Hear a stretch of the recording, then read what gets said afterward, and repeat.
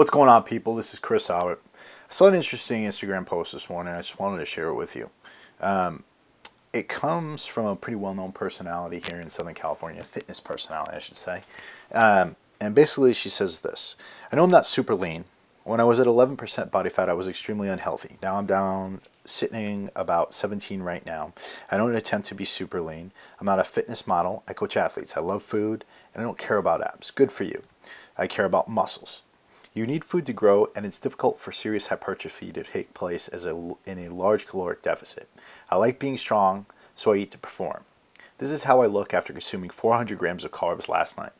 Yes, 400. So to everybody who thinks carbs are the devil, knock it the fuck off. I don't look too shabby for taking 1,200 grams of calories from carbs alone. I don't typically post pictures like this because I don't care what anyone thinks about my body, but I do care about showing you that carbs don't make you fat. Great. Awesome, awesome, awesome, awesome.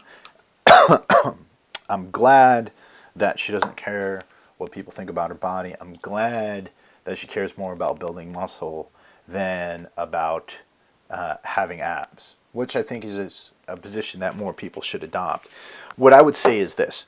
This young lady has a little bit of a misunderstanding about carbohydrates, how they work, and how the dangers from eating too many carbohydrates evolve and kind of manifest themselves into our lives.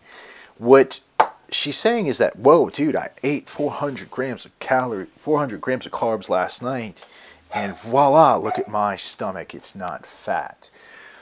The problem is not whether or not carbs are going to make you fat over the next month, over the next week, over the next 48 hours, over the next year.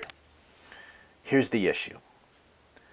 What happens when you eat too many carbs is that your body starts to become a bit more inefficient at utilizing its nutrition.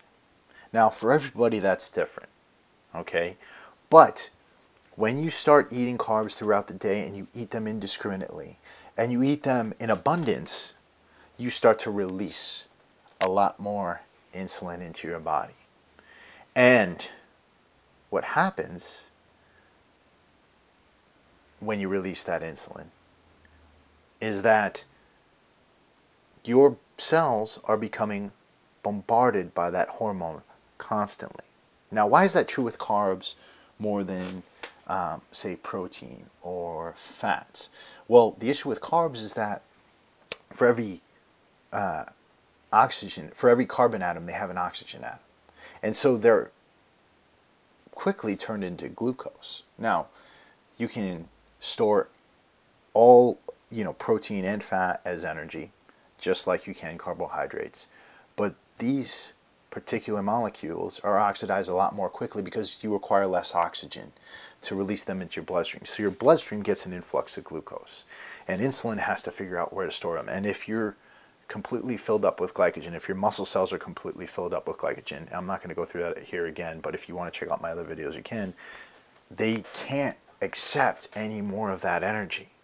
So there is no other way but to store that energy as fat in your body. Okay? So when you're consistently bombarded with insulin, more and more of this happens. More and more of this tendency for your muscle cells to reject that energy and store that energy as fat happens. And it's because the receptor sites on the cell membranes become less responsive to insulin. Therefore, you develop an insulin resistance. Now, when you develop an insulin resistance, what happens is your body can't handle that energy that it gets from its nutrients like it should be.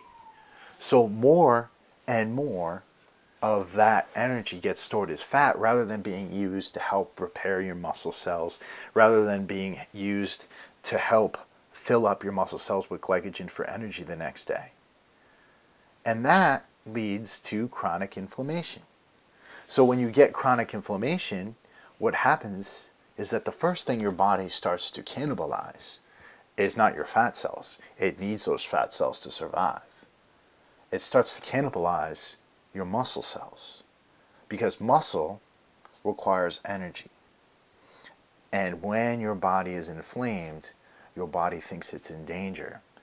So the first thing that is going to go is any energy stealing tissue. So extra muscle mass will go.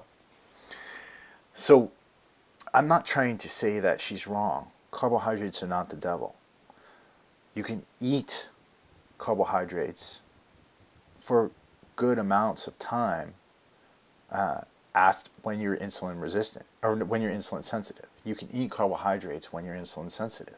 But if you're indiscriminately eating a lot of carbs every day and not paying attention to the time you eat them, not paying attention to when you eat them, and making sure that those carbohydrates are being used properly to refill your glycogen and to be stored in your muscle cells, you're doing nothing more than increasing your fat cells and increasing the prospect that you are going to develop chronic inflammation at some point, and that you will make yourself fatter and less muscular.